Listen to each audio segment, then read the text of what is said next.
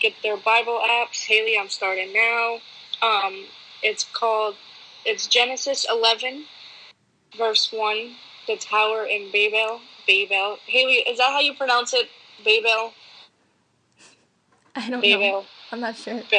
Babel. I'm pretty sure. Babel. Babel? The Tower of Babel.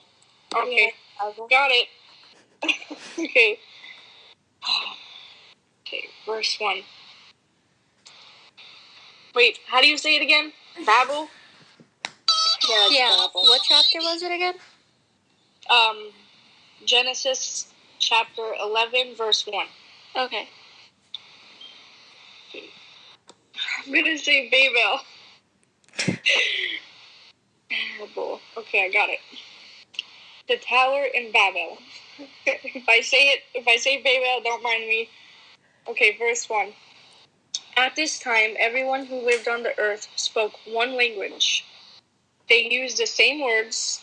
People moved to the east. They reached a large flat piece of land called Shinar. Forgive me if I'm saying that wrong.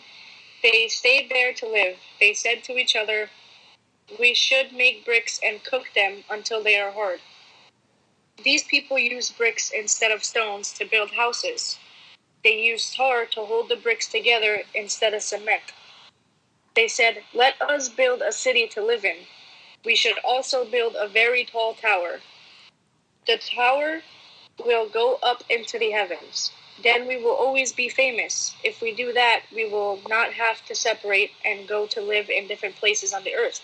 So these people, they didn't have water bricks at the time, so they used tar to hold them instead of cement, and they cooked them until the bricks are hard. So they want to build this really, really, really tall tower, because they're supposed to all be separated. They're supposed to all live in different towns, but they want to stay in one town, so they figured, okay, let us build a city. Let us build some towers, some buildings. But they wanted to build a tower that would reach all the way up into the heavens. They wanted to build a very tall tower so it could go all the way up into the heavens. And we will not have to separate and go live in different places on the earth. Verse 5, but the Lord came down to see the city and the tower. He saw that the people had started to build them. The Lord said, because they all speak the same language, they are able to do this. If they can do this together, they may decide to do whatever they want. Now we must go down to them. We must make their language become confused. Then they will not be able to understand each other. So the Lord is thinking, if we go down there and change their language, they won't understand each other. So if one person goes to the other person and says, bring me the bricks or put the tar on there and stick it together, or bring me that, they won't understand. They'll all be too confused. One person speaking Chinese, they're all speaking different languages. So that's what the Lord wanted to do to them. So the Lord separated the people from one another. They went to live in different lands all over the earth. They stopped building the city for themselves. This is why people call the city Babel. It was because the Lord confused all the people of the world, and he gave them different languages to speak. From that time, the Lord separated the people from each other so that they lived in different places all over the earth. I know that was a short story, but this is actually my favorite story, one of my favorite stories in the Bible, because it's, they wanted to build this tall tower that reached up into the heavens, and that way they don't have to separate. They would all stay in that one little city, but God didn't want that. God said, okay, they want to build a tower that will reach into the heavens, then we gotta, let's try to fix this. So that's a very smart thing to do, wow. He changed all their languages so that person can't go up to this person and say, give me this or give me that, or you go over here and hold this up, Just a very, very, very good story.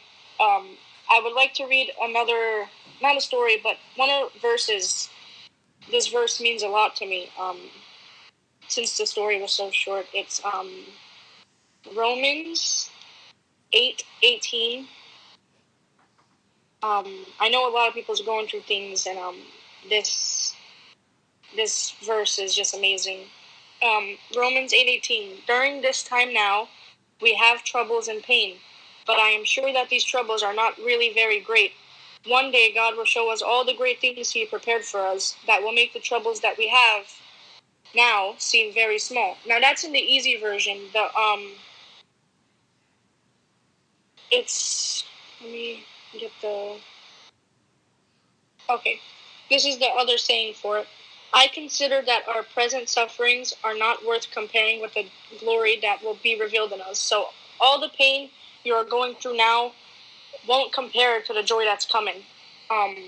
We may not know what it is, we may not know when it's coming, but God has a plan for us, and He may put us through things, but it might be just to test our faith to see how loyal we are to Him, and test our faith to see how much we love Him and how much we're going to stick by Him through all of this. So that was the end of the story. Haley